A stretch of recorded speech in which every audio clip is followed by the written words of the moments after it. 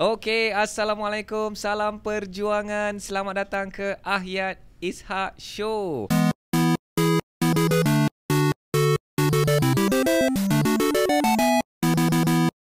Kita nak teruskan Ahyat Ishak Show ni yang Ahyat dah mulakan sebenarnya dari zaman pandemik 2020 ni. Tapi sekarang ni Ahyat nak teruskan dengan format baru dan kita nak fokus kepada hashtag podcast Hartanah nombor 1 di Malaya. Okey, nampaknya tim cheerleaders di belakang tabir sangat-sangat energetik hari ini. Okey, dan hari ini tuan-tuan dan puan, seperti biasa kita nak terus melompat ke dalam topik kita. Hari ini agak-agaknya apa yang kita nak bincangkan, kerana podcast Hartanah Ahyat Ishak Show ni kita nak fokus kepada empat perkara. Satu, nak cerita tentang hartanah. Nombor 2, kewangan. Nombor 3, bisnes. Dan nombor 4, ekonomi. Dan hari ini Ahyat nak sentuh yang nombor 3, bisnes. Dan ada juga nak sentuh kepada nombor 1, hartanah. Dan juga nak sentuh juga nombor 2, kewangan. Sebenarnya itulah ceritanya yang Ahyat nak ulas dan Ahyat nak kongsikan, dakwah ilmu, hartanah, kewangan, bisnes dan ekonomi. Tapi hari ini kita nak fokus kepada usahawan. Kita nak cerita tentang usahawan dan hartanah, usahawan dan bagaimana mereka nak menghadapi cabaran untuk tahun 2024 dan seterusnya. Dan hari ini kita nak terus menjemput tetamu kita. Kita dapat kita sangat-sangat berbangga dan sangat-sangat happy kerana beliau dengan last minute-nya Ahyat cakap jom kita nak podcast. Dia jawab jom terus dan teruslah jadi sesi ini hari ini. Dan saya difahamkan ini adalah podcast beliau yang kedua, dan kita sangat-sangat bertuah untuk bersama the one and only Azlan Huzaifa. Yo. Okey. Okey. So apa khabar Azlan? Alhamdulillah baik. Wow, kita sebenarnya bertemu zaman pandemik 2020 dalam kelas online. So thank you. Saya merupakan student Ahyat pada batch April 2020. April 2020. TPW. Wow.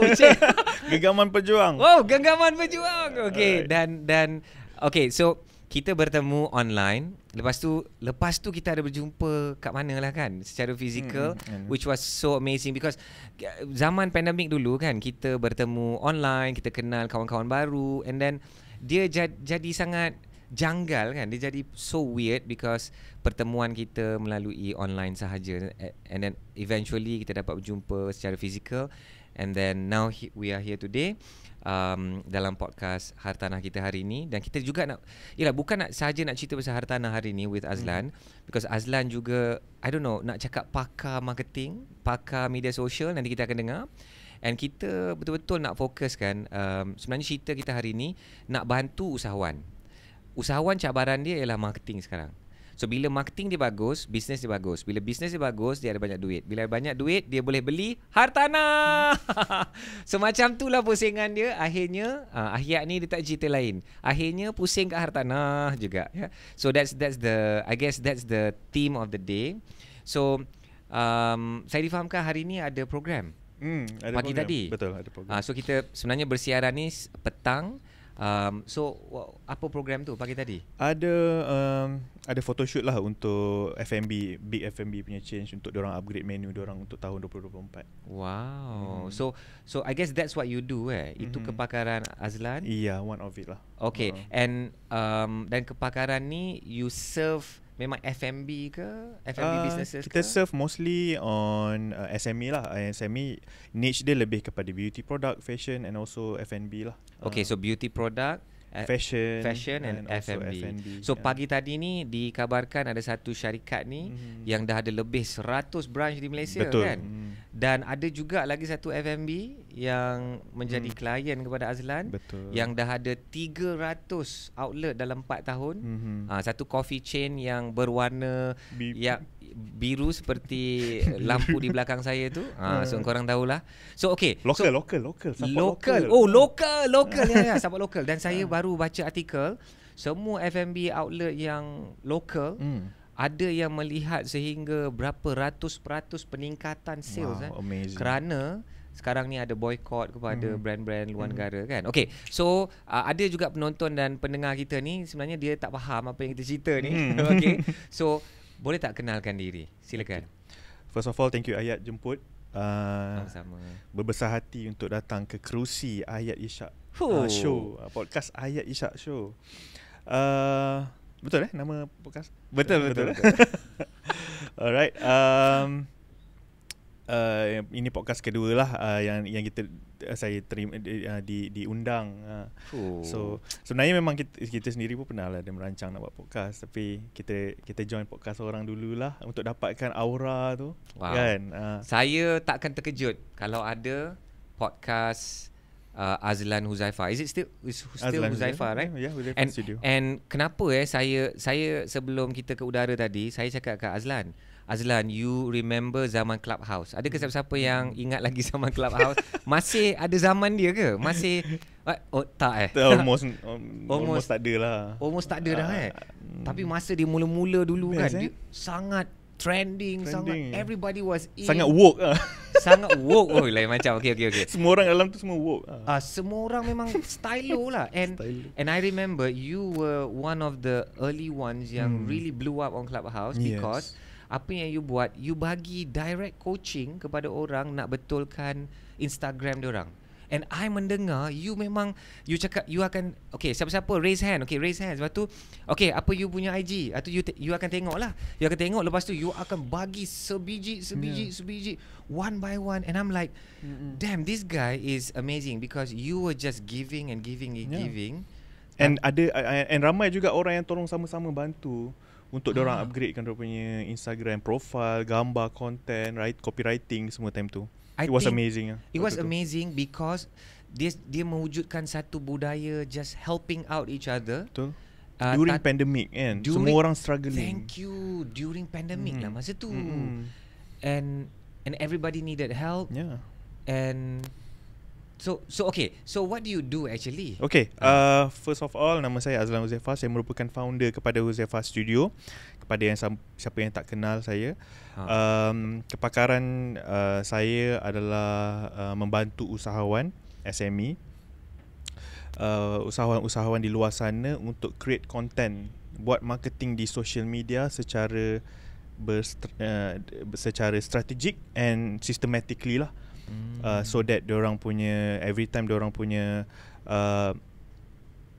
effort diorang bila buat content dan juga bila diorang buat marketing di social media tu, diorang tak rasa burn out dan juga tak rasa nak give up. Sebab apa? Bila kita buat content yang berstrategi yang systematically, dia akan berlangsung dengan smoothly lah, dan kita tahu apa yang kita buat. Dan Huzaifah Studio, company yang kita run ni, kita started as a photography studio dulu pada tahun 2000. Kita start dengan 2016. Okay, so dah 7 tahun. Dah 7 tahun dah.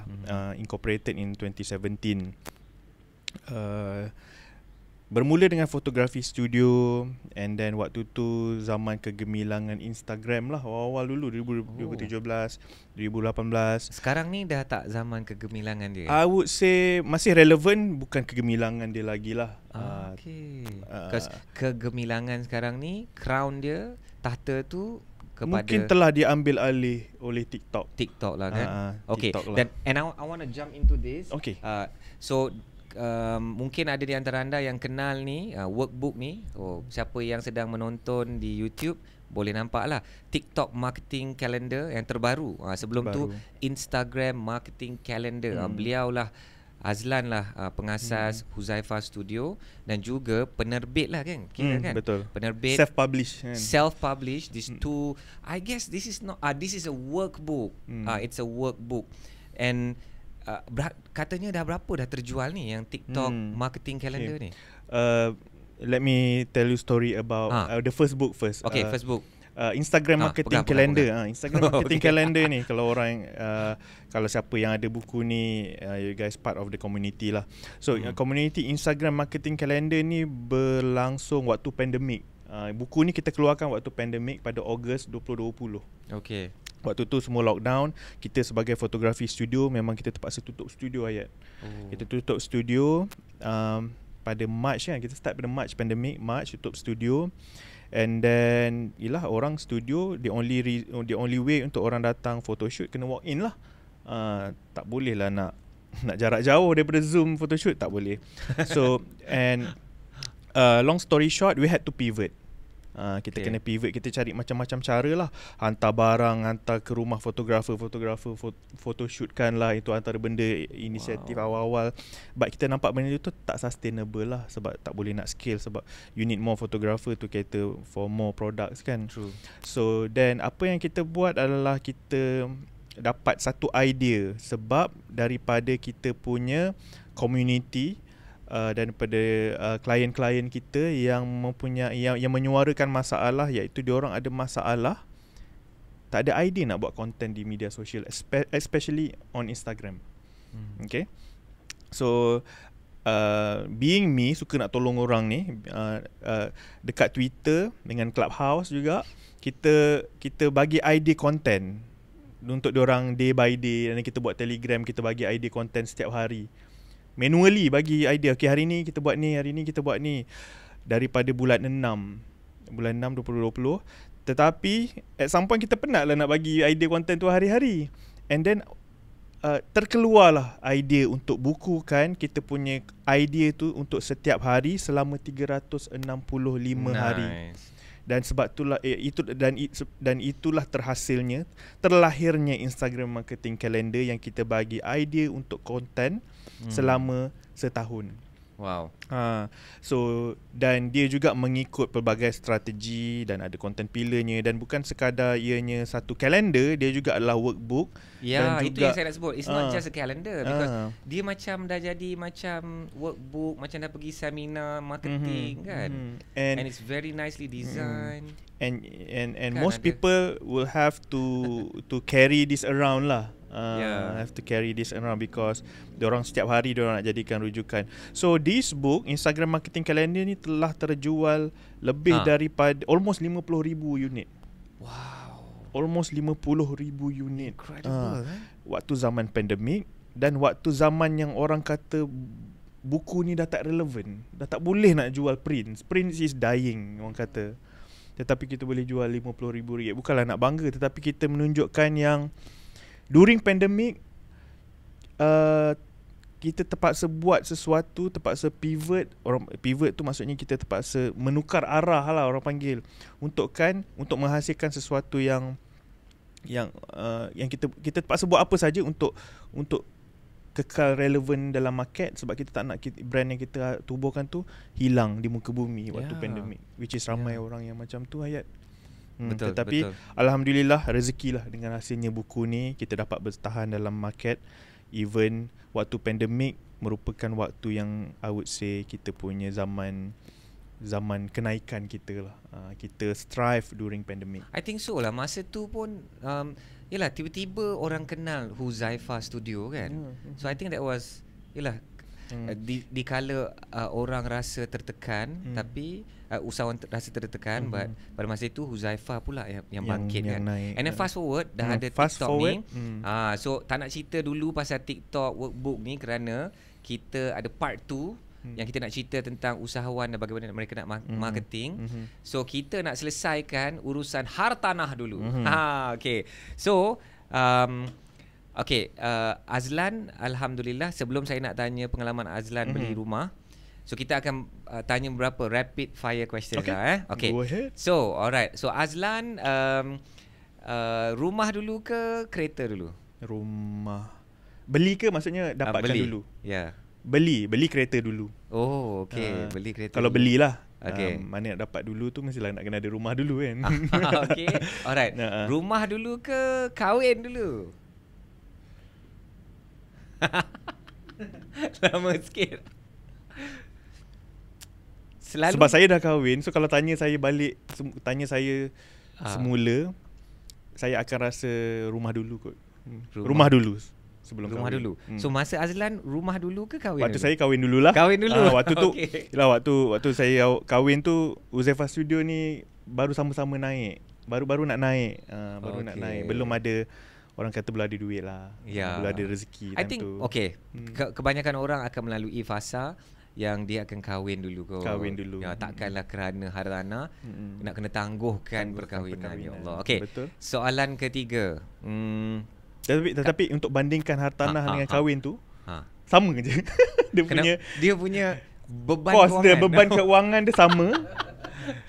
Nak kahwin sekarang 30-40 ribu. Nak beli rumah pun kena ada 30-40 Modal ribu 30-40 untuk ribu. deposit. Sama je. Okay, nampaknya tim technical mana dia anggut kepala. Cuma kerana rumah, dia bakal berkahwin. Mungkin for some people, kalau beli rumah tak ada orang beletih lah. Kalau dia dah kahwin ada orang beletih kat rumah. Bukanlah beletih, ada orang yang menjaga dan menyayangi kita. Betul tak? Di sudut lain itulah. Okay. Alright. So, gurau je. okay. Kalau beli rumah untuk duduk sendiri ke atau beli rumah untuk pelaburan? Bila kita dah join kelas ahyat, bila kita dah belajar, of course beli rumah always untuk pelaburan. Okay. Even kalau duduk sendiri pun kita boleh jadikan di pelaburan juga. Okay, how so? Capital appreciation lah, cari rumah yang betul-betul ada naik nilai lah. Ya. Dan saya selalu okay, good that you mentioned that. So kita cari rumah yang ada potensi untuk kenaikan harga dia kan, kenaikan nilai dia. Dan apakah satu cara untuk pastikan rumah itu akan cepat naik harga ialah bila harga entry kita tu dah below market value. So jangan kita beli market value lepas itu mengharapkan dia dah naik. Betul. Kita beli di bawah harga pasaran, lepas tu memang confirm lah lepas tu memang akan naik because harga pasaran pun memang dah lebih tinggi daripada apa harga yang kita beli tu. Betul. Okay, I wanted to jump straight into talking about your investment property tu, but kita cerita rapid question lagi Okay, kalau nak beli rumah untuk own stay, nak beli landed ke high rise? Pada saya high rise. Beli high rise juga Saya beli high rise. Okay, kenapa? Banyak faktor lah. Bila kita dah belajar banyak faktor lah. Okay, so kenapa? Ni untuk own stay tau, own stay. Oh, ni untuk own stay. Okay, kalau untuk own stay saya still pilih high rise. Still pilih high rise. Okay, still kenapa? pilih high rise. Nombor satu, easy to maintain. Pada saya lah, easy to maintain. Tak payah nak tebas semak, samun kan. Okay, that's true kan? Bocor sana sini kan. Okay. I mean maksudnya bocor atap lah. Okay. High rise tak ada atap.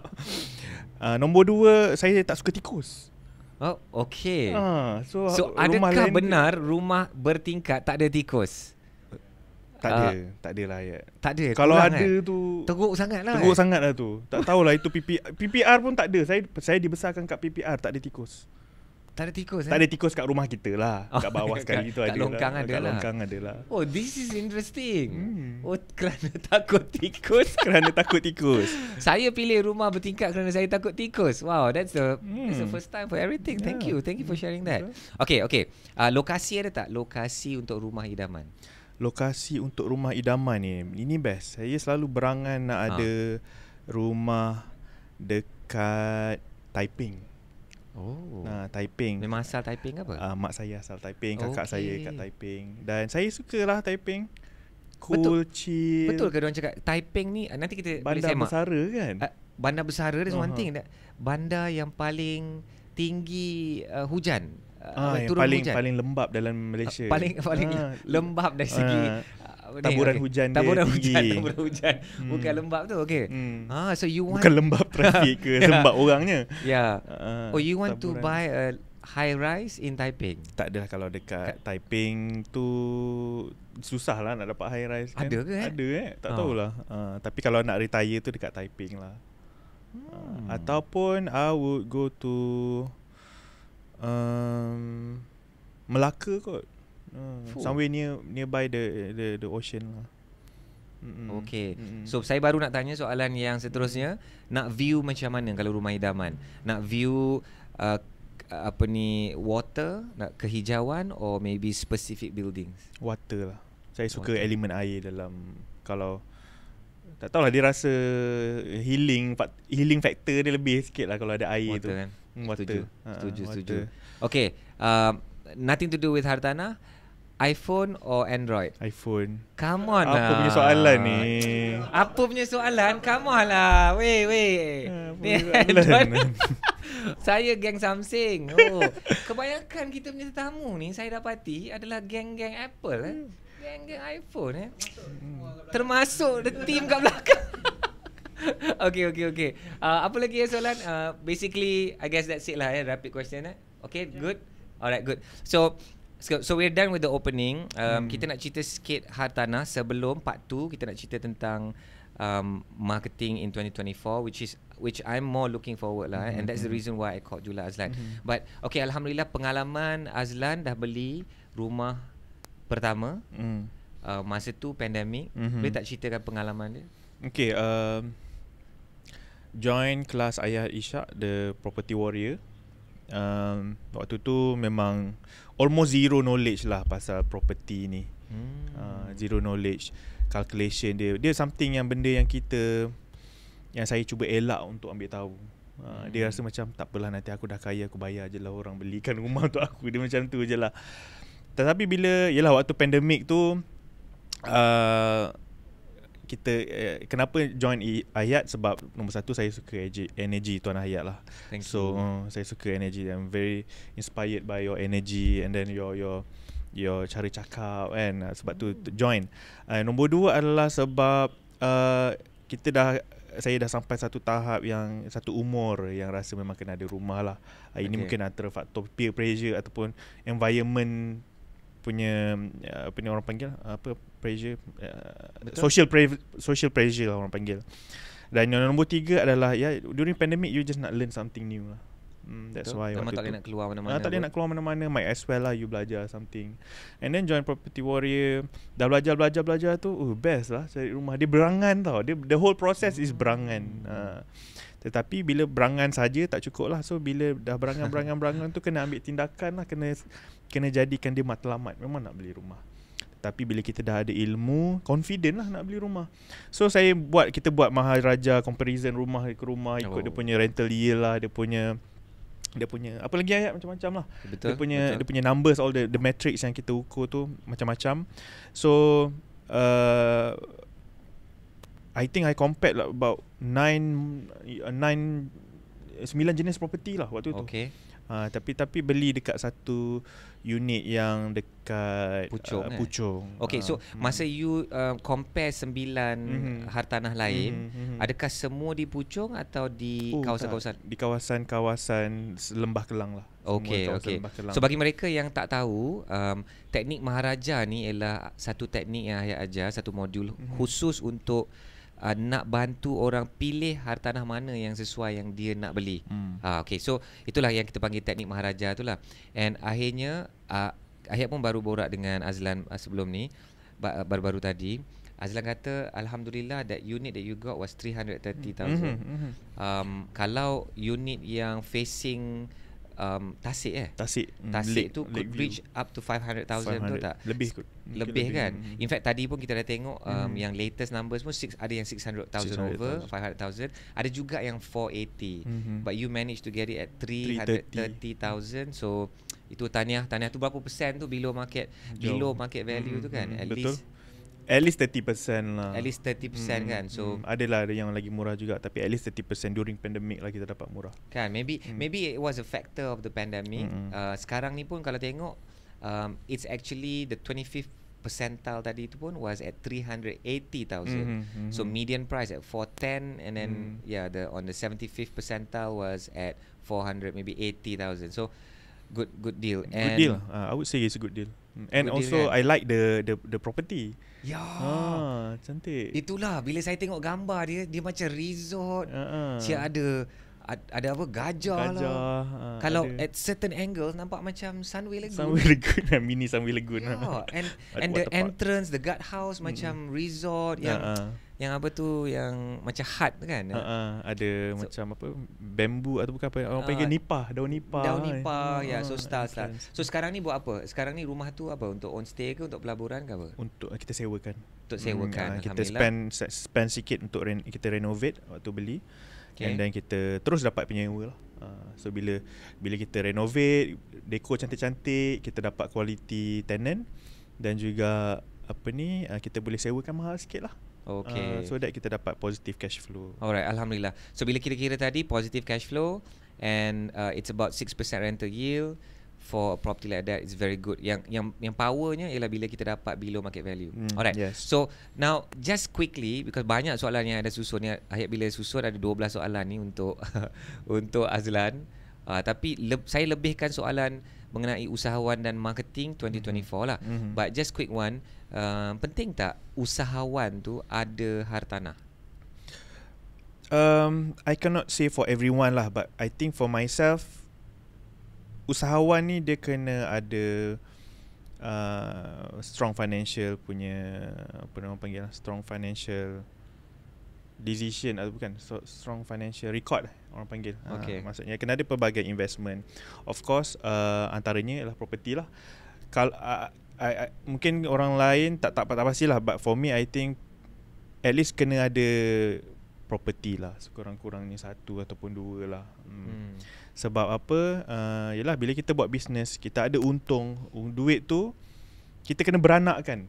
Bukan sekadar property lah, tak kisahlah mana-mana cara pun, but invest benda yang you tahu, benda yang you familiar. So I think property ni bukanlah susah sangat pun nak belajar pergi kelas sikit dah boleh lah, lebih kurang just untuk beli. Bukanlah macam nak kena belajar dengan satu jangka masa yang lama, forever. Macam ada benda, some investment yang kita kena sentiasa analyse, yang kena sentiasa nak kena beli jual kan, nak kena sentiasa commit. Tetapi property ni just belajar one time, kalau you beli, you hit the jackpot and then you just leave it lah. Actually, talking about belajar, is it important tak nak beli hartanah ni kena belajar? Of course lah. Because tanggapan orang pelaburan hartanah ialah aku beli rumah dan rumah tu untung. Yeay. Dan dia rasa macam nak kena belajar dulu sebelum beli. Betul. Dia rasa macam benda yang sangat tak related, nak kena belajar sebelum beli rumah kan. What do you think about that? Any investment yang kita buat pun kita kena belajar lah. Bukan sekadar belajar hartanah, bukan hartanah je lah, semua benda. Even our own business pun kita kena belajar juga. Even Ayat pun sendiri tahu, saya pun banyak belajar dengan guru-guru bisnes. Walaupun saya pun mengajar marketing, saya pergi belajar dengan guru marketing juga still. So tak kisahlah apa jenis pelaburan pun, especially hartanah. Sebab apa? I think dia punya risiko tu mungkin ada risiko lah. Dia tak boleh salah beli. Dia akan menghantui you untuk satu jangka masa yang lama kalau tersalah beli. Ayat kan? Dia boleh jadi bad decision. Dan juga it can be traumatizing lah. Based on bila dengar kawan punya cerita, bila dengar dekat kelas ayat pun ada cerita bad decision. Bezanya kita akan cerita yang bagus dengan yang buruk, yang indah dengan yang horror. Yang untuk ambil intiar lah, kita tak nak benda tu terjadi dan kena pergi belajar lah. Betul. Pergi belajar dan juga buat keputusan yang kita puas hati. Even kalau kita, walaupun property tu tak menguntungkan pun, kita tahu itu decision kita, yang informed decision yang kita buat. Kita tak boleh control market, ekonomi ke apa kan, tetapi informed decision yang kita buat, kita own it. Berbanding macam kita main beli je, lepas tu macam nak menyesal kenapalah tak pergi belajar lah, main biola je kan. dah terlambat lah, kita betul, pun menyesal kenapa tak nak pergi. So kita elakkan jadi benda-benda tu berlaku lah.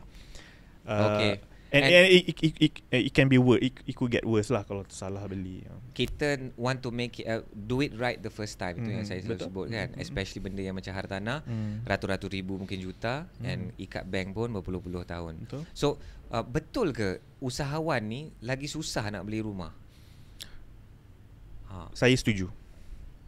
Berbanding dengan orang makan gaji, betul tak? Betul, saya setuju. Yang nak tahu kenapa ke? Pada saya sudut pandang my own opinion lah. Because saya pun ada satu pegangan pada saya. Nombor satu, pegangan saya adalah the best investment adalah invest kepada bisnes sendiri. For me. Sebab kenapa? Kalau kita invest tempat lain, kita mungkin first kita tak tahu. Kurang pengetahuan lah, even you pergi belajar ke, mungkin tak macam you tahu your own business sendiri. You tahu selok you tahu tepuk sepak terajang, tepuk tampar dalam you punya business, you tahu macam mana, you boleh control. And you boleh control. Berbanding kalau kita buat keputusan untuk invest tempat lain yang kita sendiri tak tahu lah, even business orang lain ke, property ke, crypto ke, benda yang kita pun tak tahu, kita ikut orang je, tak bagus. But the best investment is invest in your business. That is why kebanyakannya business owner ni, bila diorang ada duit terlebih, diorang akan reinvest kepada company, ke dalam business dia sendiri. Beli stock ke, ataupun hiring, Invest capacity, in maybe equipment, kan, upgrade knowledge, upgrade kan? knowledge. Yeah, upgrade knowledge would be a good investment, not just for business but for yourself. Also upgrade circle kan? Upgrade Sekarang ni circle. ada mazhab-mazhab mazhab-mazhab ilmu marketing, guru-guru ni kan. So if you upgrade certain group kan, kita dapat different circle. Yes. Kan? That would be number one lah. Kenapa susah sangat business owner ni nak beli property lah. Not just property lah, mana-mana investment tools. Nombor dua, I think for me is about priority. Sebab business owner ni dalam kepala diorang 24 jam hanya fikir business je. Memang tak ada masa nak fikir pasal benda lain lah. Betul. Tak ada masa nak fikir pasal nak pergi cari unit lah, nak pergi buat nak buat research lah. Bayangkan ada Maharaja punya template tu pun, teknik tu pun rasa berat juga nak ni. Bayangkan tak ada apa-apa, Maha gajah ke Maha apa ke, semua tak ada. Lagilah nak kena buat manual. Ambil gambar, dia boleh ambil gambar compare dengan gambar ni. Rumah ni cantik, ambil gambar dengan rumah ni cantik, ambil gambar, compare macam tu je. Dan faktor pemilihan mungkin kerana cat. Kan? Ada orang dia pergi rumah apartmen, dia pilih apartmen ni kerana cat dia lagi cantik daripada apartmen yang lagi satu. It shouldn't be the reason lah. Maybe it will be one of the factors lah. But so kalau dah ada pun teknik Maharaja, modul-modul ke kan, formula, itu pun rasa berat. Kalau tak ada, tak tahulah dia buat beli rumah berdasarkan apa. Tanya diorang lah. Ikut orang. Ikut orang kan? Ataupun kawan beli kat situ dia pun nak beli. Ataupun mungkin dia jumpa satu sales person yang bagus pun boleh jadi juga. Betul. Ataupun sales girl yang comel. Ataupun mungkin dia memang suka lokasi tu, tetapi data menunjukkan dia bukan tempat yang bagus. Okay, dia suka tempat tu tapi it's not the best unit for him kan. Betul. So interesting. Nombor dua mungkin macam saya cakap, faktor priority lah. Faktor priority. I think dua benda tu je cukup untuk menyebabkan usahawan susah untuk melabur dalam property. Betul. Lagi-lagi pula lepas ada satu ikon TikTok pula dia cakap, tak payah sibuk usaha hartanah ni. Lagi-lagi nak kena ambil hutang pula nak beli rumah. Betul. Hartanah. Saya tengok kilang saya pun saya beli cash. Semua orang tahulah siapa tu kan. Siapa? Tak tahu. Tak tahu. Seriously? Tak tahu. Aduh, adalah satu ikon TikTok ni yang selalu buat sambal. Dia kata jangan beli hartanah. Masa tu saya ingat lagi. Memang kecoh. Semua orang WhatsApp, Ayat kena defend hartanah, Tapi mungkin kita akan ada satu segmen khas lah, kita nak cerita pasal benda tu. But coming back to usahawan.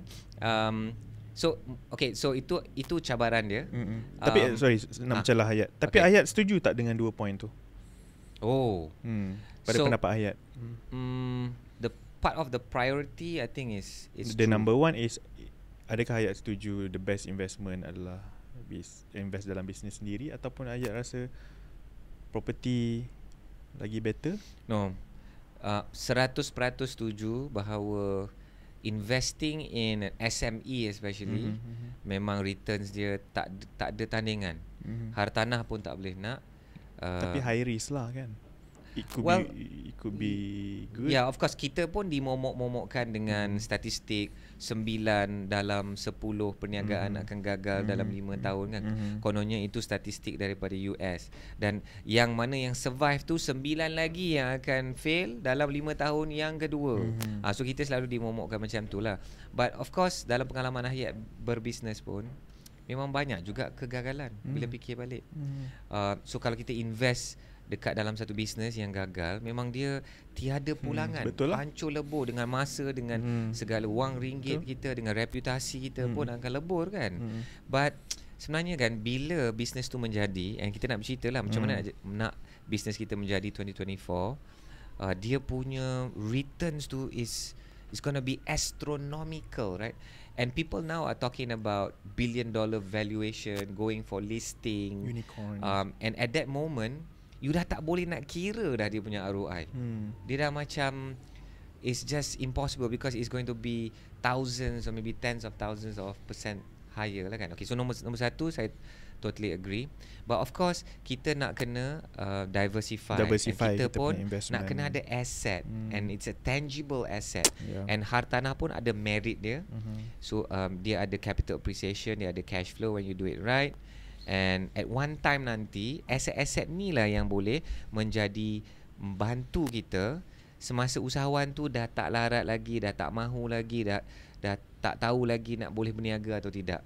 So satu hari nanti aset-aset itulah yang akan bekerja untuk kita yang kita nak create MMM tu. Dalam kelas kita ada mengajar MMM, money making machine. So kita dalam bila berniaga, kita bekerja, kita bina aset-aset yang akan jadi MMM, money making machine. Bayangkan ada satu money making machine, ada 10, ada 100, ada 1000. So dah boleh goyang kaki dah. So that's also part of a strategy untuk bebas kewangan lah, I would think lah. And number 2, I totally agree, priority. And bila kita dalam business, kita memang kena fokus.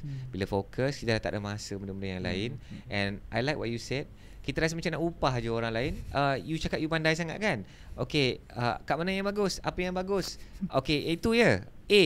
Okay, A bukan B. Okay, A. Alright, saya beli A. Terima kasih.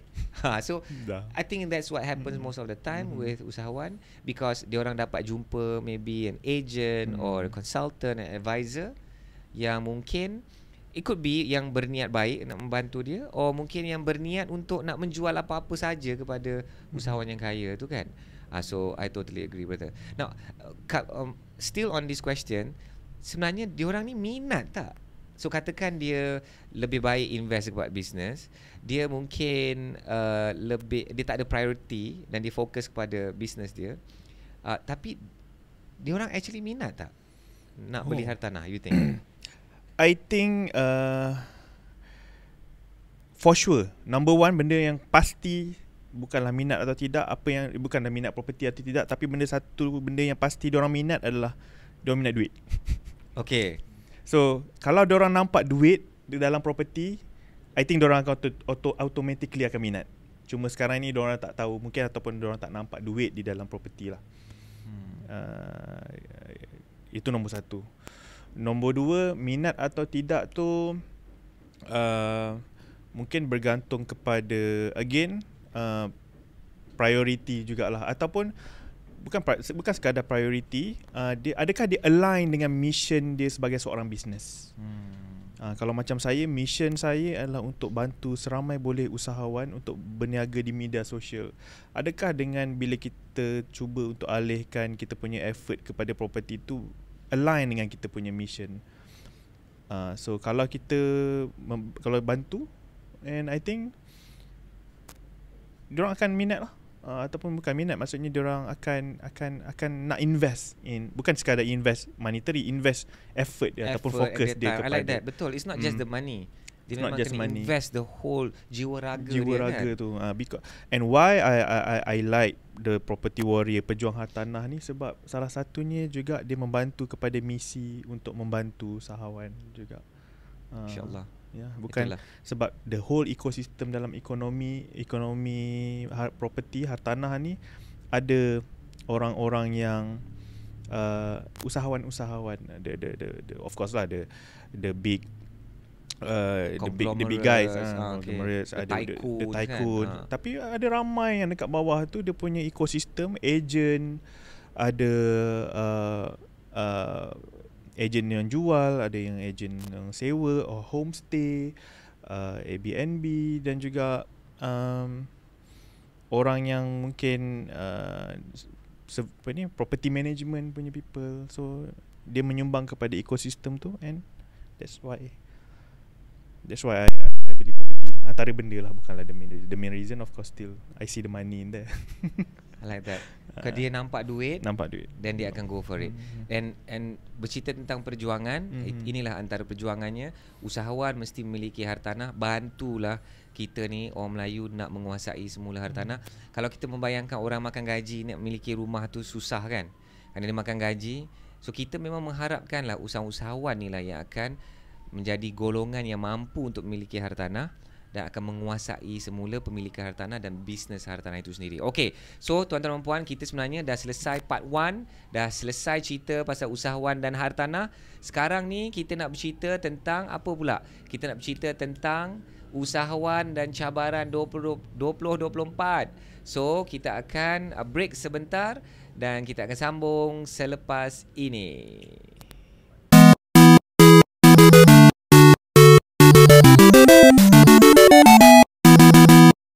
Okey, Assalamualaikum. Selamat kembali ke Ahya Ishak Show, podcast Hartanah nombor 1 Malaya.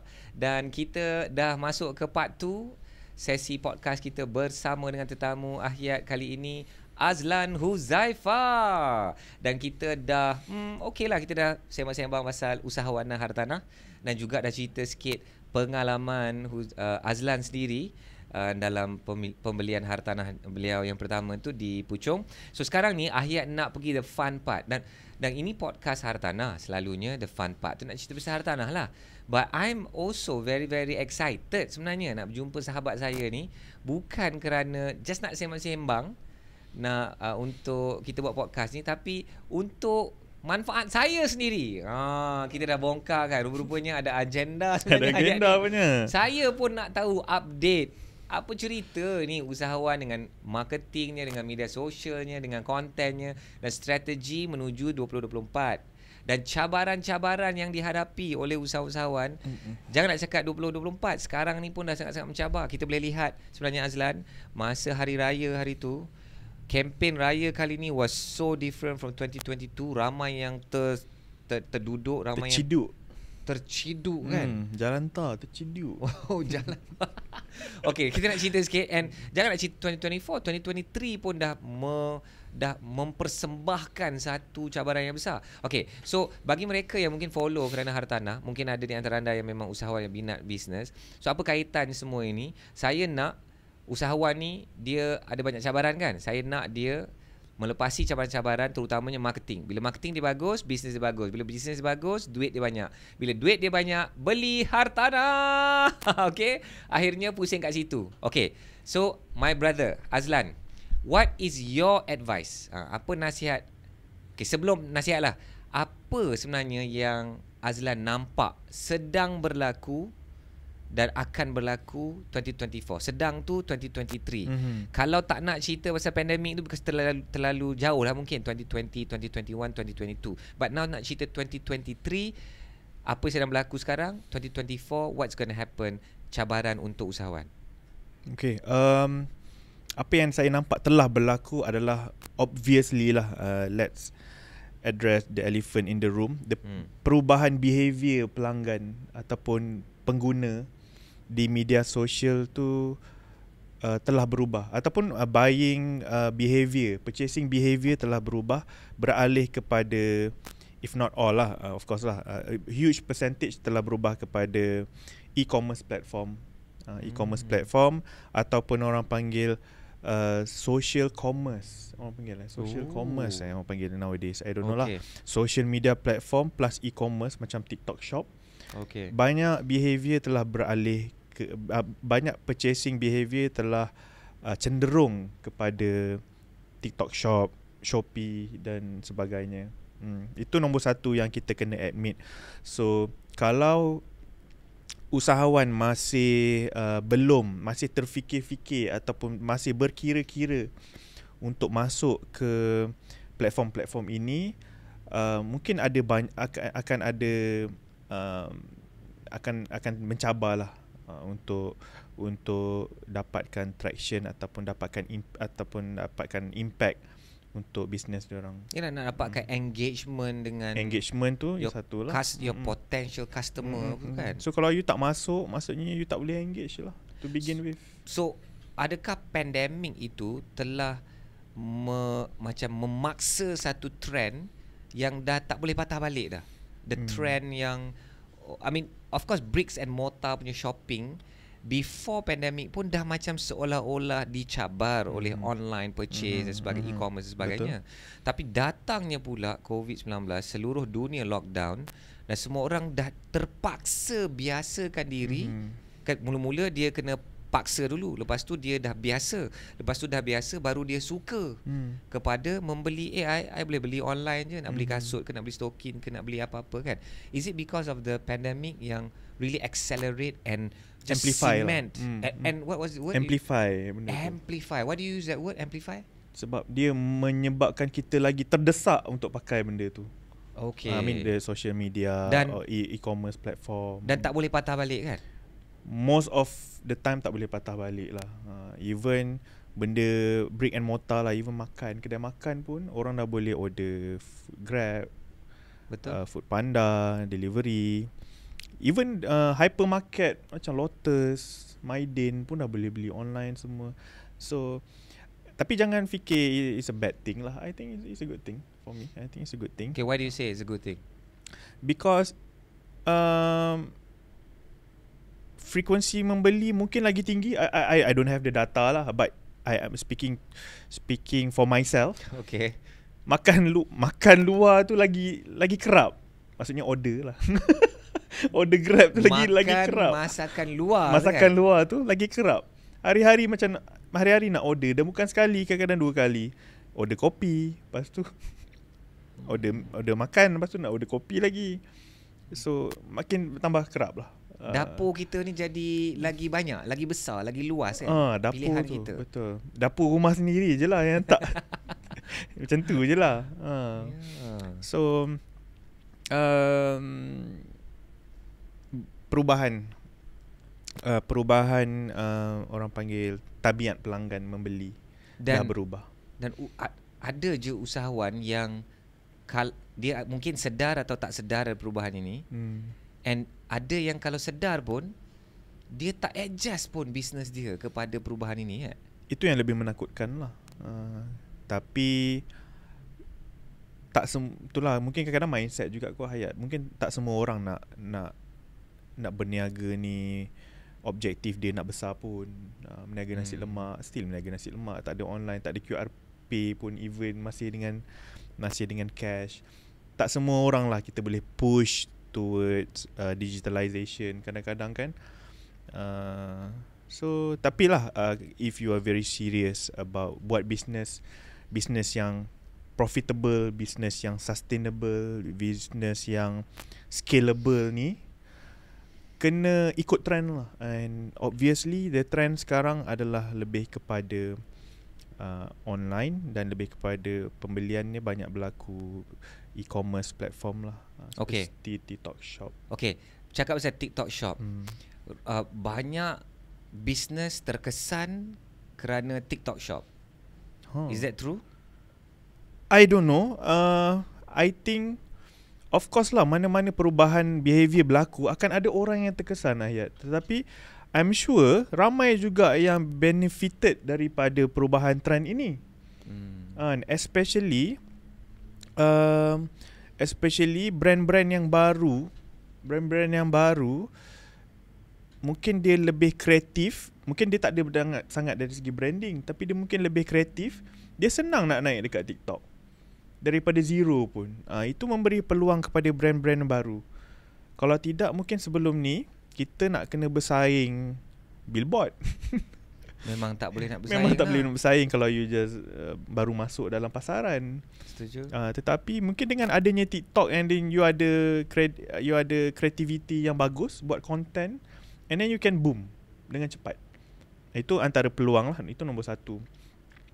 Nombor 2 adalah bila kita cerita tentang social media dengan TikTok Shop ni, dia especially TikTok lah, kita cerita pasal TikTok kita masuk ke TikTok. Especially TikTok ni nombor 1, dia adil. Adil tu maksudnya dari segi the more you buat, the more you dapat. The more you buat content, the more you buat, the more you dapat. So you nak dapat lebih tak? So kalau nak dapat lebih, kena buatlah lebih. Buat apa? Buat content lah. Buat content, and also dan dalam ekosistem TikTok tu sendiri, dia ada e-commerce dia lah, which is TikTok Shop. Bukan sekadar buat content saja tak boleh buat duit Ayat. Ramai orang yang tak sedar dekat sini. Buat content saja tak boleh buat duit. Ramai view pun masih ada banyak je Insta famous, TikTok famous yang masih tak buat duit pun, walaupun banyak follower, banyak view. tak nak tanya kenapa. Ha.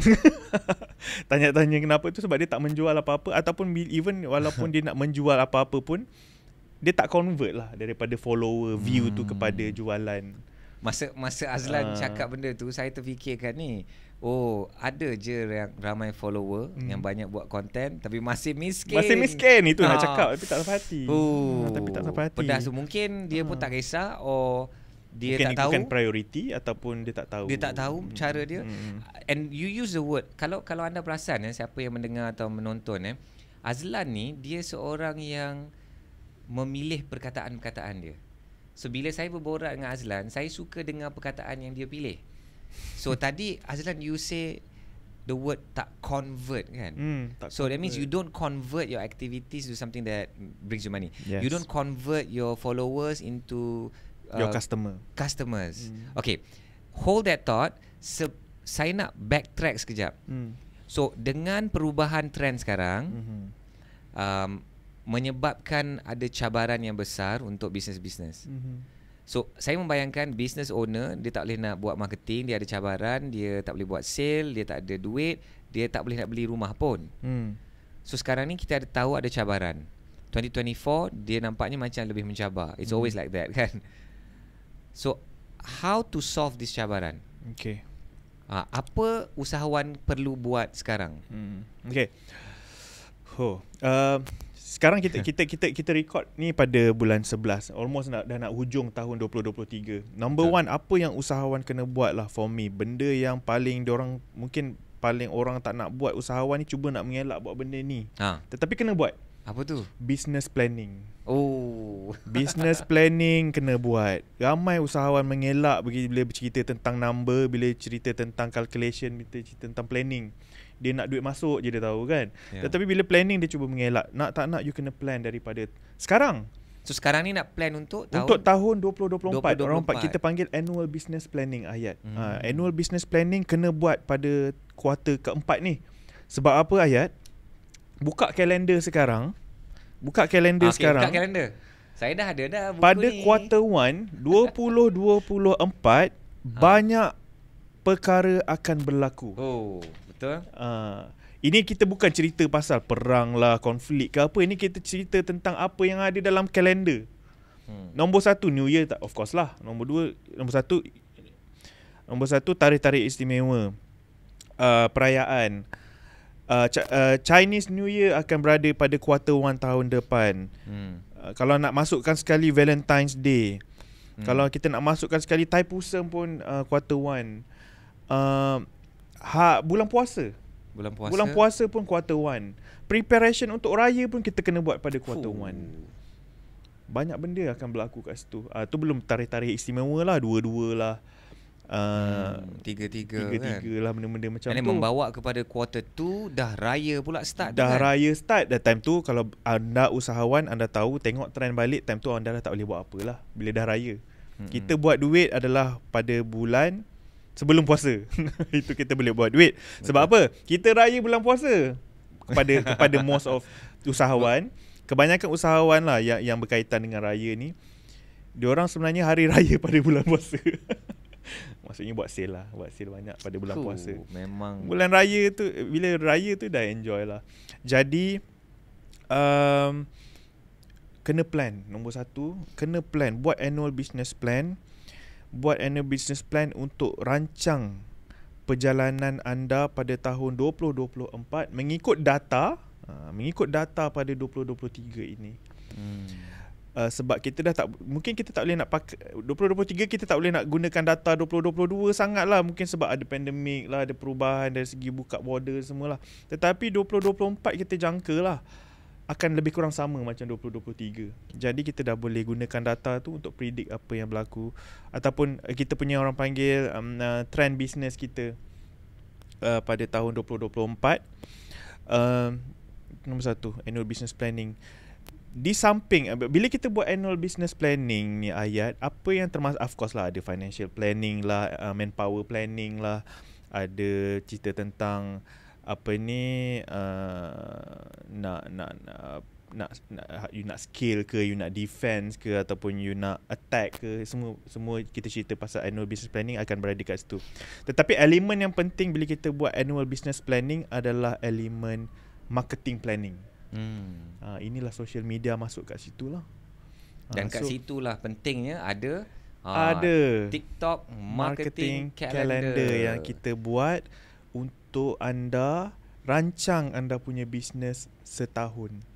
Okay, so just a quick one. Sebenarnya saya nak tanya soalan ni at the end. Kat mana nak dapat buku ni? How do we get? Buku ni, workbook ni, dia self-explanatory lah. Dia dijual di TikTok Shop. TikTok Shop. Okay. So nanti you all tunggu Ahyat jadi affiliate. Nanti korang beli daripada Ahyat, okay? Kan tadi Ahyat ada mention lah tentang apa ni, ramai orang terkesan bila ada TikTok Shop ni. Businesses.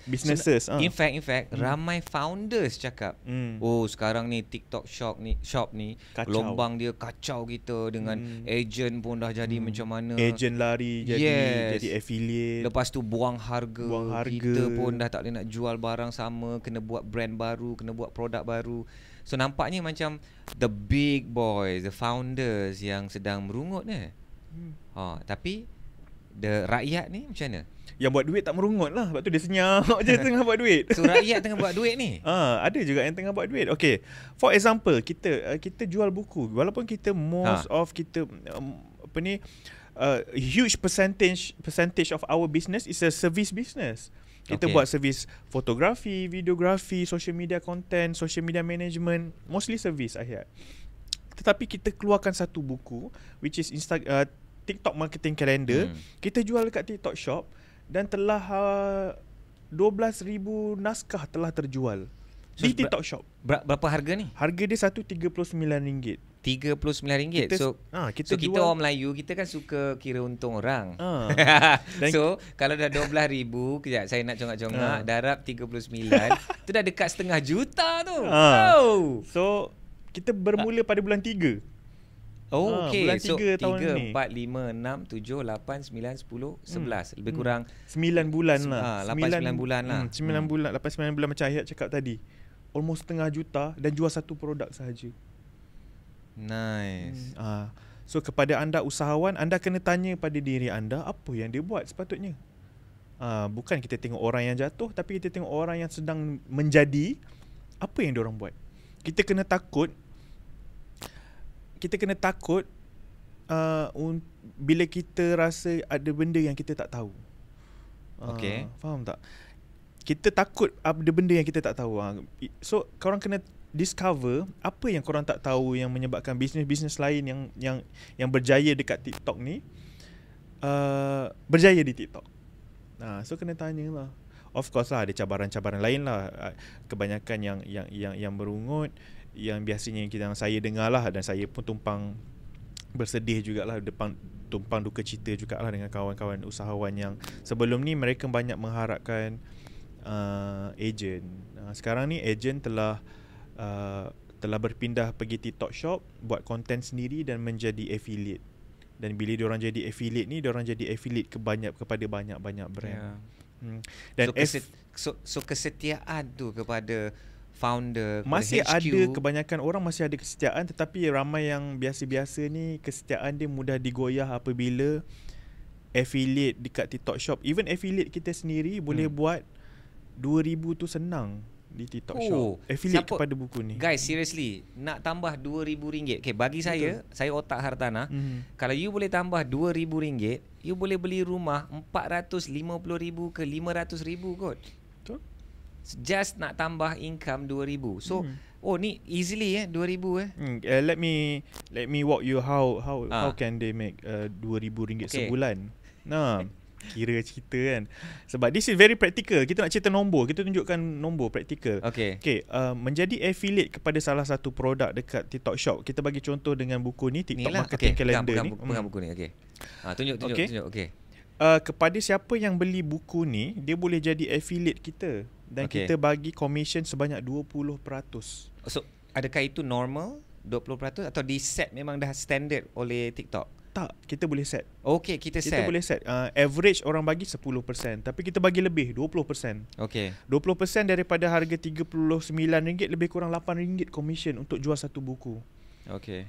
Kalau dia buat satu hari satu konten lah, kalau dia buat satu konten yang boleh jualkan untuk mereka buku ni sebanyak 10 naskah, dia akan dapat RM80.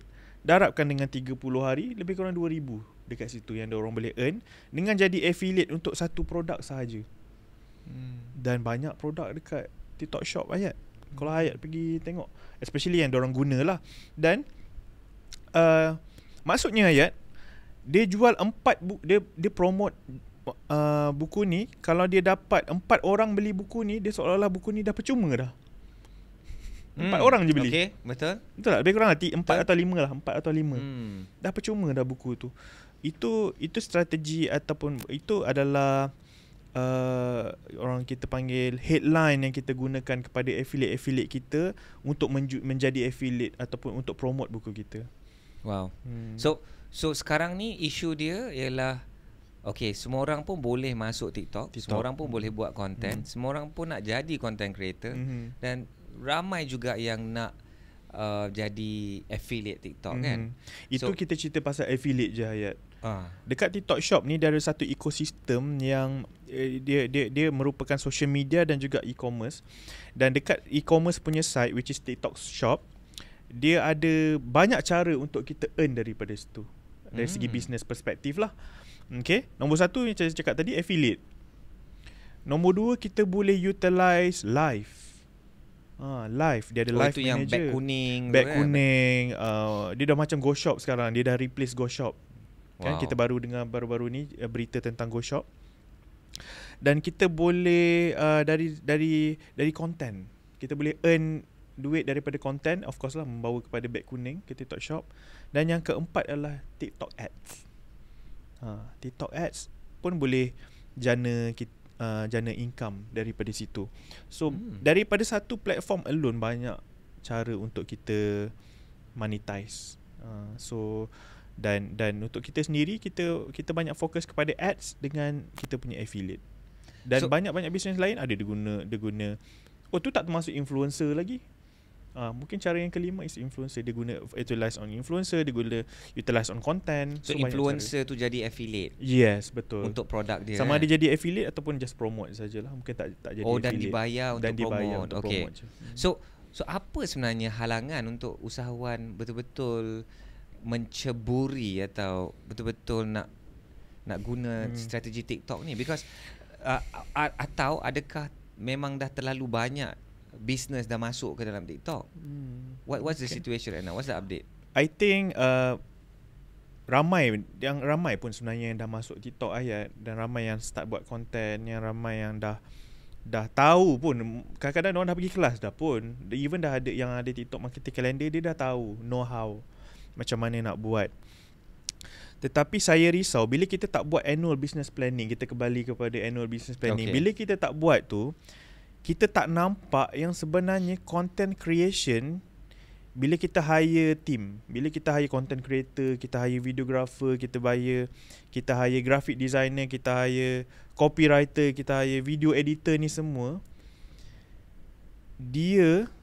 ini ada saya risau ini menjadi satu masalah kepada bisnes adalah bila dia hire orang-orang ini, bajet tu dia dalam kepala otak dia adalah ini semua adalah bajet marketing. Okay. Tetapi dia tak sedar yang sebenarnya ini adalah liability kepada bisnes dia kalau team dia ni, orang yang dia hire ni tak bawa untung kepada company, syarikat. Jadi apa yang berlaku adalah diorang invest banyak tapi tak dapat ROI, diorang akan give up. Diorang kata TikTok is not for me. Sebab apa? Dia dah hire macam-macam tapi dia tak nampak return. Saya risau itulah. Kebanyakan orang ingat buat content ni marketing, tapi dia boleh jadi liability ataupun dia boleh jadi operation cost kepada bisnes. Itu pendapat saya. Wow, okay. I'm trying to grasp this concept. This is very powerful. Okay. Orang ingat buat konten dan segala cost untuk buat konten dianggap sebagai marketing cost. Dia kata aku dah buat marketing kat TikTok. Dan memang pun Memang you pun. buat content tu untuk marketing. marketing lah. But now what you're saying is sebenarnya bukan a marketing cost. Dia boleh jadi marketing, tapi kebanyakan orang bila dia buat ni, bila tak untung, dia jadi liability lah. Bila tak untung, Bila buat content duit tak masuk, marketing campaign dia gagal, dia jadi itulah kegagalan. So dia bukan menjadi satu investment kepada a marketing cost yang sepatutnya membawa pulangan. That's what you're saying, right? Betul. So apa beza antara duit yang kita spend untuk marketing yang berjaya and duit yang kita spend untuk marketing yang tak berjaya? What is that difference between these two? Simple je Hayat. Kita tak boleh ubah benda yang kita tak ada data. Kebanyakan orang Hayat, dia buat content ni, dia tak ada data, dia buat je content. Dia tak extract data-data tu. Data apa tu? Data apa? So banyak benda lah. Bila kita buat content, kita kena tengok data. Data nombor satu sekali yang kita nak tengok adalah profitability lah.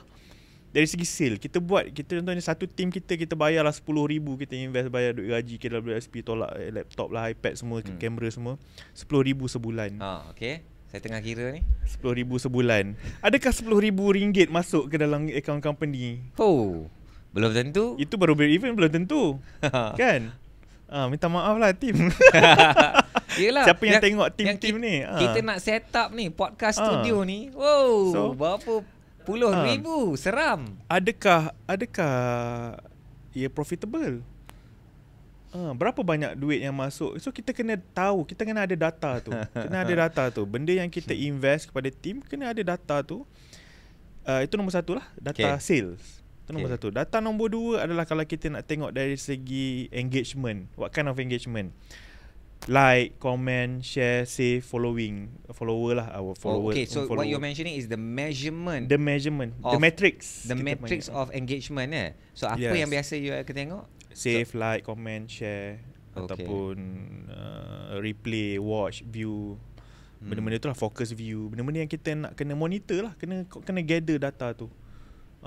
Sebab itu semua mempengaruhi kita punya grow di media sosial.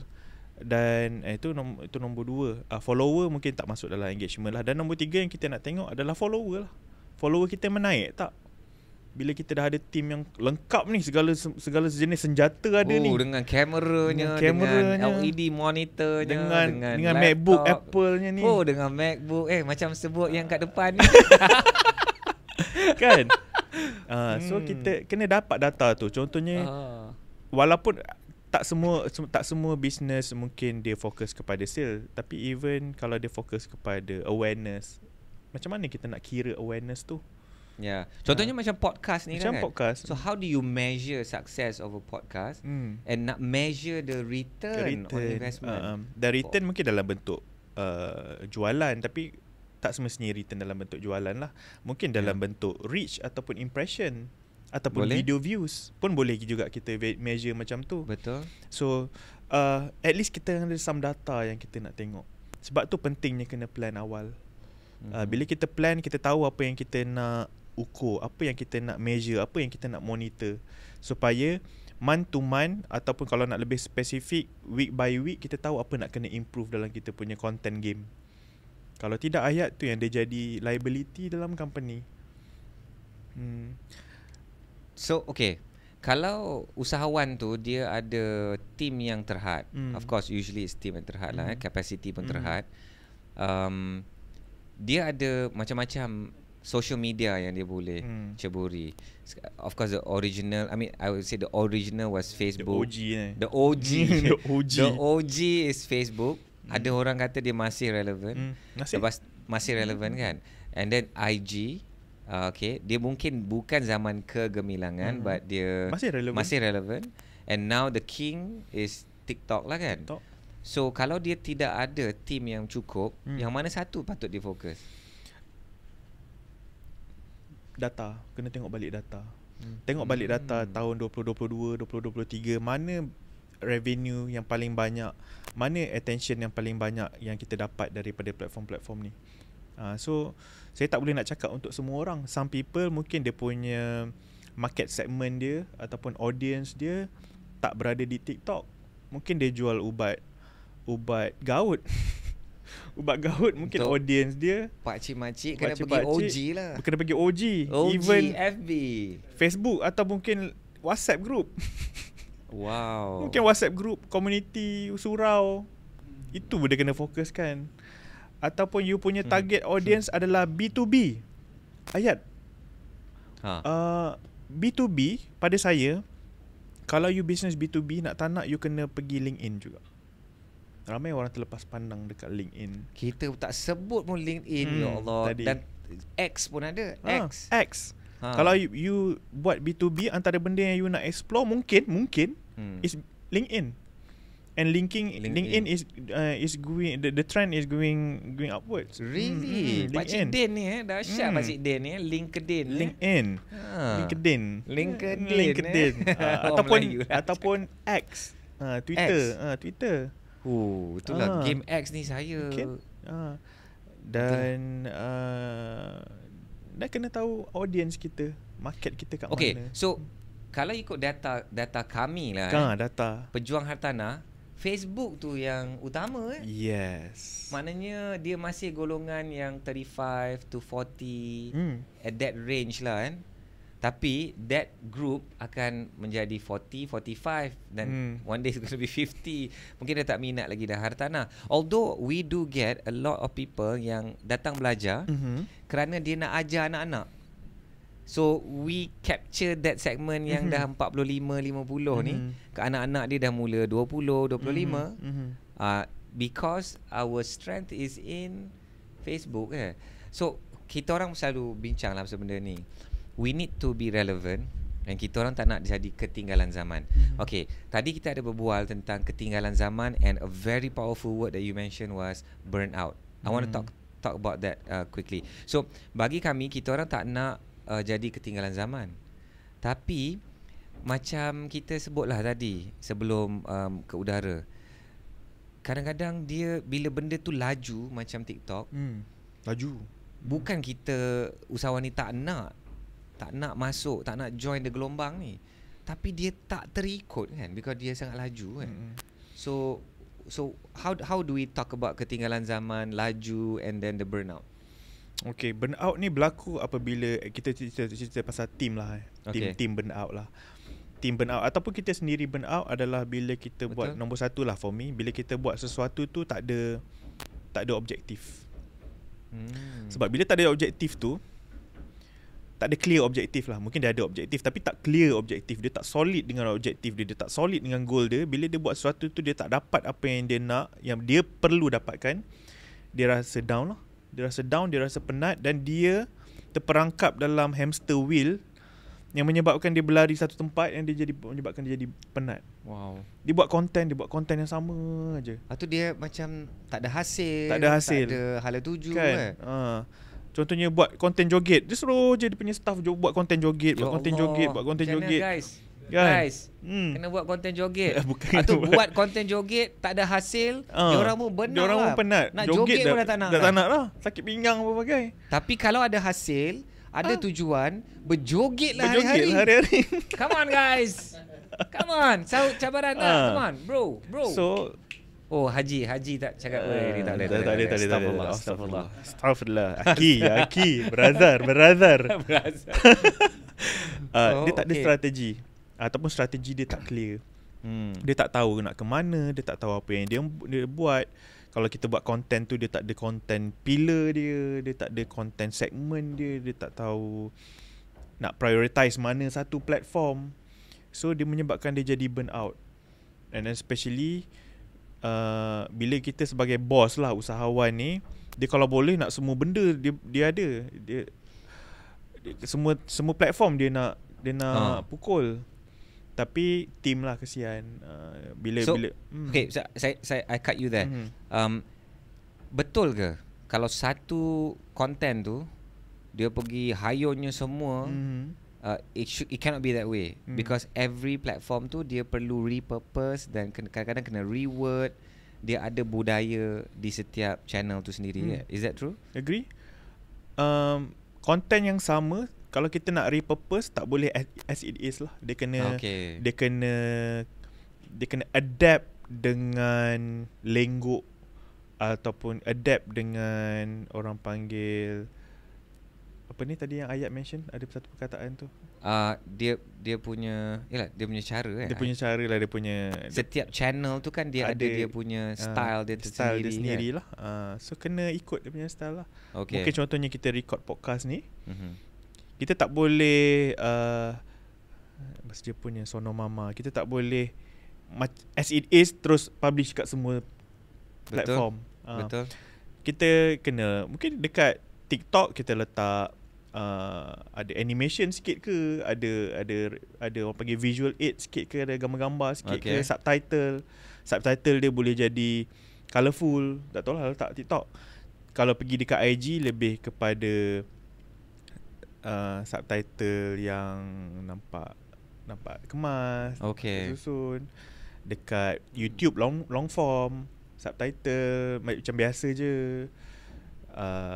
Kalau dekat Facebook mungkin lebih I don't know lah, mungkin ikut style Facebook lah. Mungkin ada bullet point caption yang orang nak tengok dan baca. Betul. Okay, so memang kena repurpose kena ikut lenggok. Alright. So tadi tu tak ada tujuan, tak ada hasil, itu yang burnout. Itu yang nombor satu, burnout. Nombor dua adalah dia tak ada sistem. Dia tak ada sistem. Maksudnya sistem apa? Bila dia tak ada sistem, contohnya dia tak ada content calendar lah. Content calendar macam ni. Ataupun dia tak ada planner. Ini adalah sistem lah ni. Bila dia tak ada sistem benda ni, bila dia tak tahu apa yang akan dia upload untuk 30 hari, dia akan kena terpaksa buat konten setiap hari. Itu yang dia burn out tu. Esok nak post, baru pagi tu nak fikir nak post apa. Okay team, hari ni kita buat lip sync. Okay, esok kita buat social experiment. Tu penat macam tu. Dia tak ada sistem. Setiap hari nak kena come up with content. So apa sebenarnya budaya content planning ni? So what, it should be like one day kita sit down planning for the whole month or for the whole week? Okay, how? Itu antara benda yang akan berlaku bila kita buat annual business planning tu. Okay. Kita create apa dalam bulan tu, kita nak cerita pasal apa. Bulan 1 kita cerita pasal festivities. Contohnya kita boleh cerita tentang kita nak buat social experiment. Bulan tu kita buat social experiment dan kita record awal. Bulan 2 apa yang akan berlaku? Bulan 3 apa yang akan berlaku? Bulan 4 kita dah plan awal dah pada hujung tahun ni dah. Tahun 2023. So team dah nampak gambaran awal tu dan diorang pun boleh prepare. So kita tak adalah masuk dalam keadaan kita ni business owner ni, bila kita tanya team apa yang berlaku bulan 1 ni, kita masuk dalam keadaan yang daripada zero. So kita frust lah, kita business owner kita frust. Team pun tak tahu, tak ada hala tuju, sistem tak bagus. So menyebabkan dia penat. Okay. So sepatutnya apa yang berlaku adalah team dah tahu apa nak kena buat untuk sebulan, atau kalau tak 3 bulan akan datang, mungkin sebulan akan datang tu dia dah tahu apa nak kena buat. Apa kempen yang kita nak fokuskan. Apa produk yang kita nak jual. Apa message yang kita nak sampaikan. Apa yang berlaku pada bulan 1, apa yang berlaku pada bulan 2, apa berlaku bulan 3, nak kena tahu. So diorang dah boleh create content awal. So I like what you said just now. Kalau tak setahun pun kalau tak 3 bulan pun buat 1 bulan. Buat setahun. Terus buat setahun. Yeah, but at least lah we just lay out the groundwork. Okay, apa tarikh-tarikh utama, apa celebration utama, apa tema-tema utama, betul? Betul. And then maybe we can take it half yearly or quarterly, betul? Betul. Dengan ada kalender ni, tak adalah nak cakap kalender ni perfect, tapi at least ada asas, basic tu dah ada dah. Okay, I nak tanya satu sekarang ni dengan AI, ada AI kan, sepatutnya semua orang boleh buat lah TikTok calendar sendiri atau content sendiri kan. Tapi Azlan masih AI tu ayat Isyak ke? okay. Bukan. Anwar Ibrahim bukan. Artificial intelligence. Okay. So dengan artificial intelligence, thank you. Mungkin ada yang di luar sana tu mungkin dia tak faham apa AI kan. So ada yang dah tahu AI ni boleh membantu dengan content, dengan nak buat schedule dan sebagainya.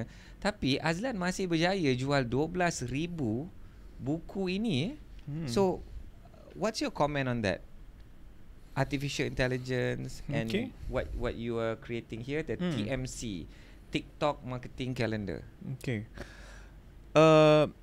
AI dilihat akan mengambil tugas ataupun mengurangkan lagi kerja kebanyakan orang ataupun kebanyakan profession dekat atas muka bumi ni. Tetapi mungkin kenapa orang masih menggunakan traditional calendar instead of orang just tulis je prompt dekat ChatGPT, create me a 365 content idea for the whole year. Okay. Dia boleh buat. Okay. Tetapi kenapa orang masih nak menggunakan buku ni adalah idea is another thing. Strategi tu yang mungkin ChatGPT boleh buat, tetapi mungkin tak ramai orang tahu macam mana nak utilize benda tu ataupun optimizekan benda tu ataupun take advantage of AI ni. Tetapi I'm sure orang akan belajar benda tu, orang akan well educated tentang AI and everything dalam masa tempoh kurang daripada 3 tahun saya rasa. Tetapi for now mungkin tak ramai orang yang mampu lagi lah, ataupun mungkin tak ada team yang dedicated untuk buat research dekat AI, of course. Tapi sebenarnya akan berlaku di mana AI ni menjadi satu skill yang sepatutnya semua orang tahulah. Tetapi kenapa masih nak merujuk pada buku ni, buku yang berharga RM39 ni, sebab the strategi tu yang orang perlukan. Nombor 1 strategi. Nombor 2 adalah mungkin disebabkan ianya fizikal. Orang masih nak lagi fizikal buku-buku macam ni. Dan orang meletakkan value tinggi pada benda fizikal ni. Tak dapat nak elakkan. Dah lah cantik. Kan? Dan yang ketiga adalah mungkin disebabkan buku ni lebih relatable dengan kita punya market di Malaysia lah, berbanding dengan ChatGPT. Boleh buat GPT, tetapi banyak input dan juga prompt yang kita nak tulis yang bukan tak semua orang tahu pun. Betul. Sometimes you just need to spend RM39. You speed, you shortcut. You've already done all the thinking. You do both. Take this book. Yes. Go to ChatGPT. And type je. Design based on what you mentioned here kan. All this awareness, educate, know who your target market is, the funnel kan. They said AI will take your job to the next level. Nice. Guys. Kena rakam tu. AI will take your job to the next level. Itu punchline yang paling mantap hari ni. Kalau orang yang pandai guna, dia akan ambil you punya pekerjaan to the next level lah. Penambahbaikan kerja you, penambahbaikan kualiti kerja you, effectiveness, productivity, cepat, laju, bos suka. Tetapi kalau you as a pekerja tak utilize AI, memang you akan ketinggalan. Memang AI akan ambil job you. Orang yang tahu pasal AI akan ambil job you. Okay.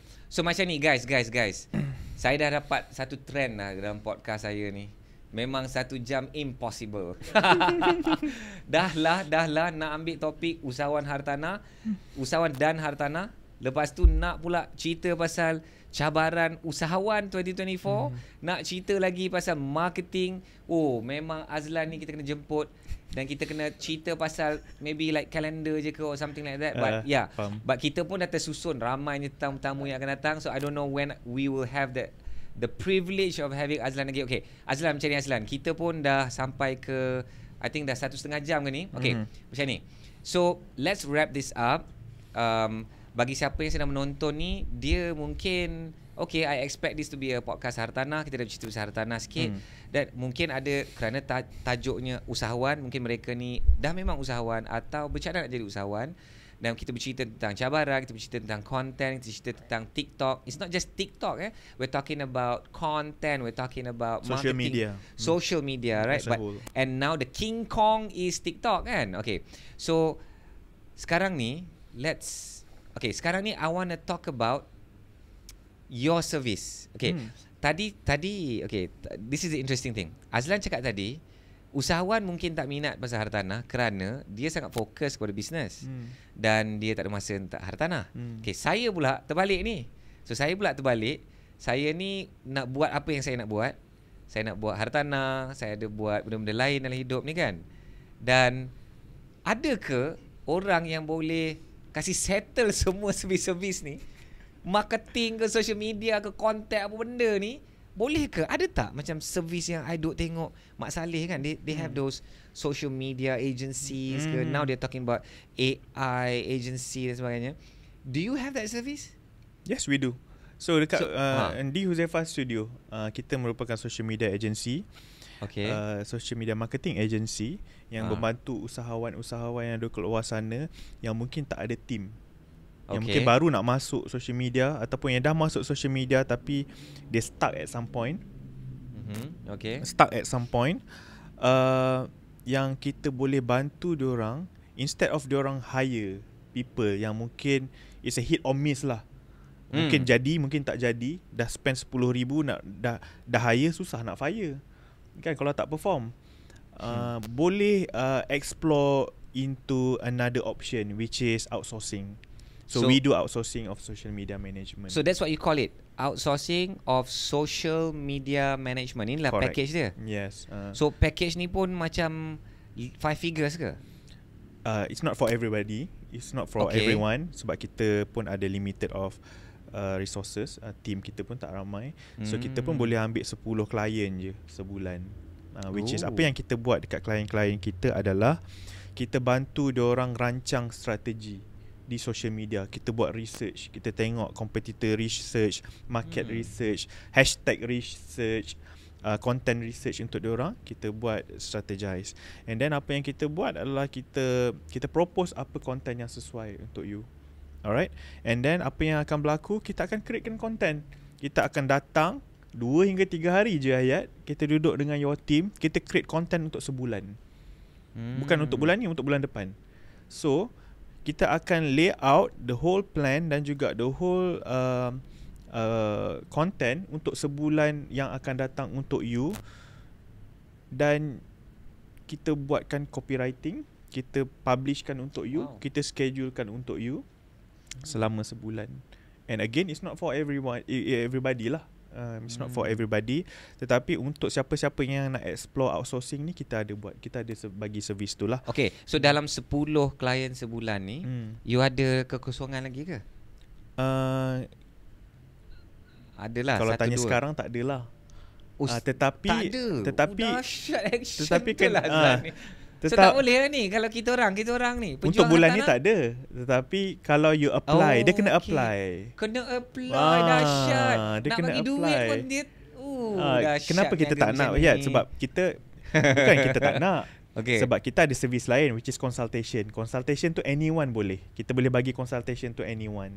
Which is kita datang dekat you punya team, kita duduk, kita buat sama-sama, tetapi execution your part. Itu kita boleh bantu semua orang. Tetapi untuk yang kita buatkan done for you punya service, kita ambil 10 orang dalam satu masa. Sebab tu kenapa dia kena apply.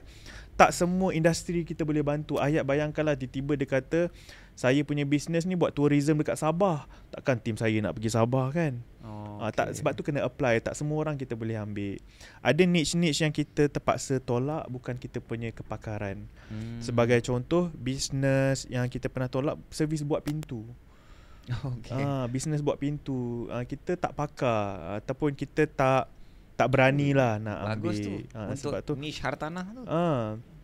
Apa lagi yang kita pernah tak ambil lah, klien-klien yang macam apa lagi klien Yalah, fashion, F&B. Fashion, And then F&B, you mentioned the first one apa tadi? beauty product. Beauty product yang tu And memang also service. Kita suka service. Service contohnya macam Medispa, dentist. So kalau kelas itu kita hartanah suka. ni, kelas hartanah Kelas ni, hartanah nombor 1 di Malaysia ni.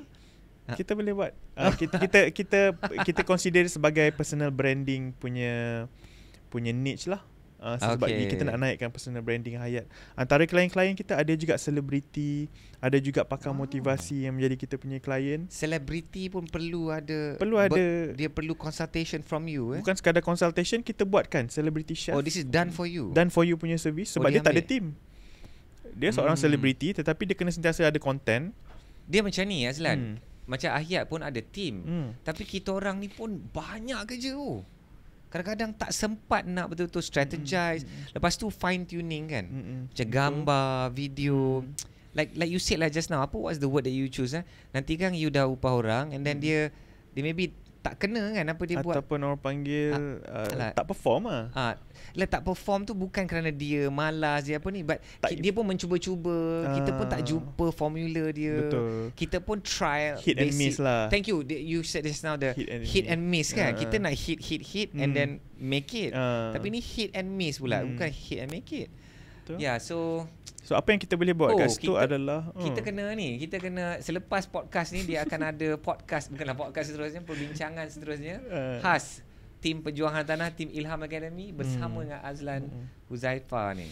Untuk yang ada masalah macam Hayat yang dah ada tim tetapi masih orang kata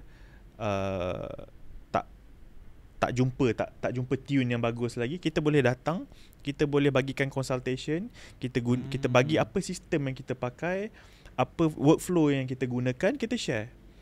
Dan itu pun ada dia punya, itu ada service dia ada juga. Service khas tu.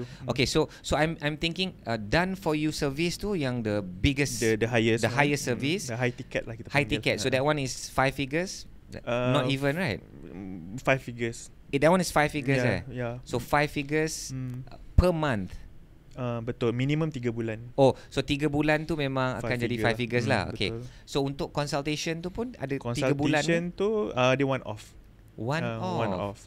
So kita datang, kita repair sebab dia kadang-kadang kita perlu repair 1 2 3 benda je.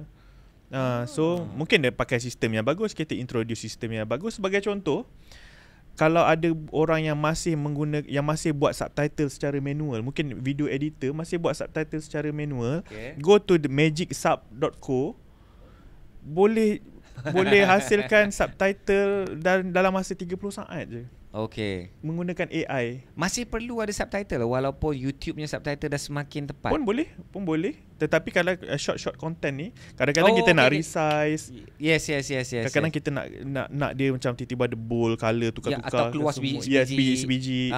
Boleh guna CapCut ataupun boleh guna Magic Sub kan? Magicsub.co. Boleh Google. Itu salah satu tools yang kita introduce kepada klien kita yang dapat bantu tingkatkan productivity dan juga effectiveness kepada dia punya team. Kadang-kadang bukannya team dia tak perform, tetapi sebab dia kena buat banyak benda dan lama. Betul. Itu satu. Nombor 2, mungkin kita boleh introducekan file management tools. Ini pun content management tools. Kita orang ni berlambat-lambat content. Semua letak dalam Google Drive, nak cari balik tak tahu keyword. Macam dia bercakap pasal kita kan. Konten ayat banyak kan. Ui, berlambat-lambat beratus jam. Ya Allah. Cuma nak search tu archive tu tak adalah keyword dia, tak tahu kan. File management system. Podcast ni macam dah jadi macam coaching. Personal coaching untuk tim Pejuang Hartanah. Tak adalah. Banyak orang yang ada masalah tu. Yalah, bukan kita orang. Betul. Je. Dan dan lagi satu, kita bercerita tentang tadi tu ataupun kita introduce something new ataupun sistem yang kita gunakan. Nombor 3 adalah kita boleh check balik kita punya market kita. Kadang-kadang kita buat content yang tak menghasilkan result sebab kita target kepada orang yang salah. So kita duduk dengan your team, check balik benda tu. Kadang-kadang kita tukar sikit je, menghasilkan impact yang bagus. And then benda tu dia akan terus tukar the whole content, cara buat content, apa nak cakap, cara sampaikan. Betul. I like that. Wow. Okay guys, kita memang sangat-sangat seronok berchit chat, berpodcast bersama dengan Azlan Huzaifah. Okay, sebelum kita nak akhirkan, Azlan, so how do we support you? Just go to our TikTok, our social media, follow us. Dekat situ follow apa? Follow kita Huzaifah Studio. Huzaifah Studio. Okay. Kat belakang ada tulis. Oh ni lagi besar. Huzaifah Studio. Okay. And then follow kita punya social media. Bukan sekadar follow lah, bukan nak bagi tahu tu, bukan nak follow saja, sebab kita selalu menyediakan konten-konten yang berilmu dan informatif, trend-trend yang terbaru. Join juga kita punya Telegram channel kita.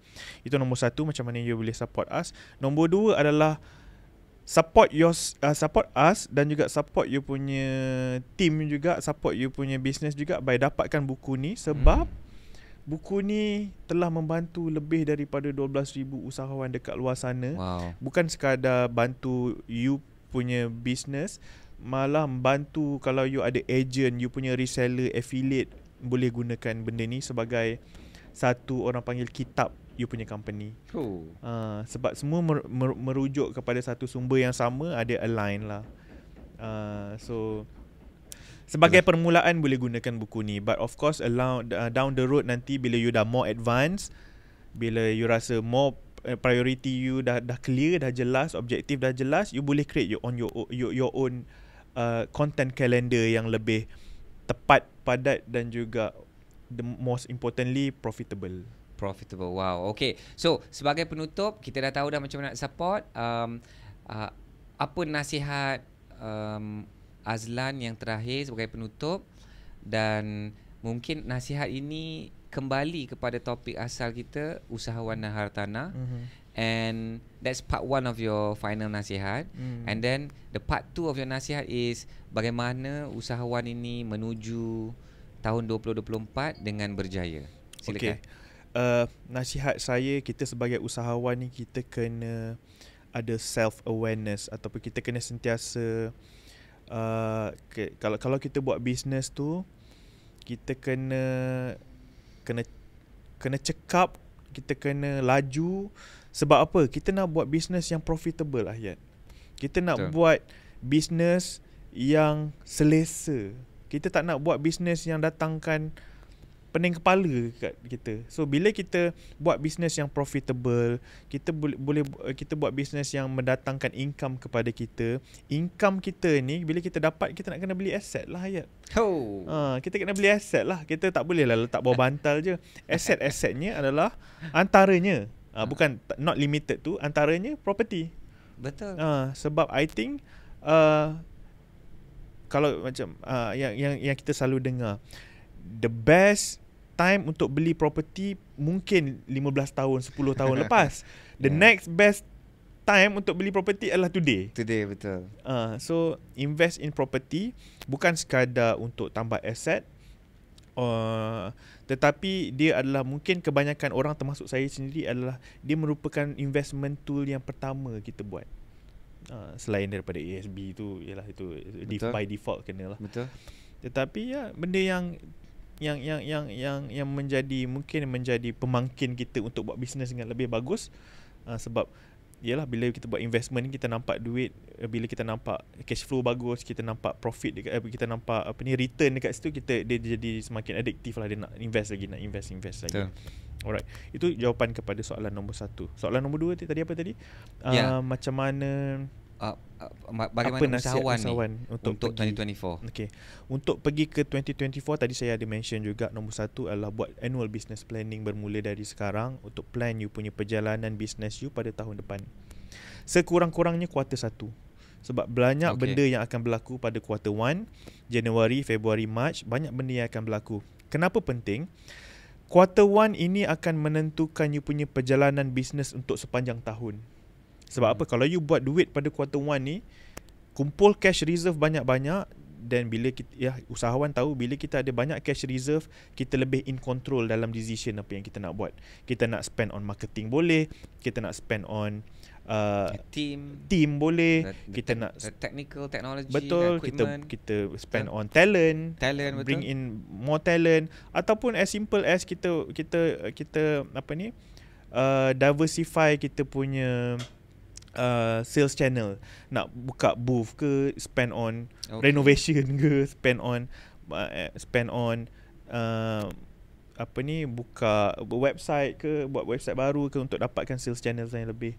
So bila kita ada cash reserve ataupun kita ada duit, bila kita ada duit extra yang kita dapat daripada quarter 1 yang bagus ni, kita lebih in control untuk menghadapi 2024 yang mungkin mencabar, tetapi saya optimis lah.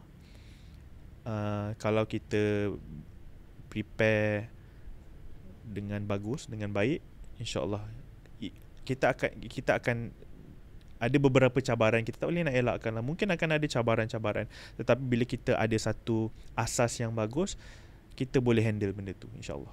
InsyaAllah. Okey, so tuan-tuan dan puan, begitulah segmen kita hari ini bersama dengan Azlan Huzaifah. Satu podcast, satu sesi yang saya fikir very very interesting because kita mengupas banyak angle.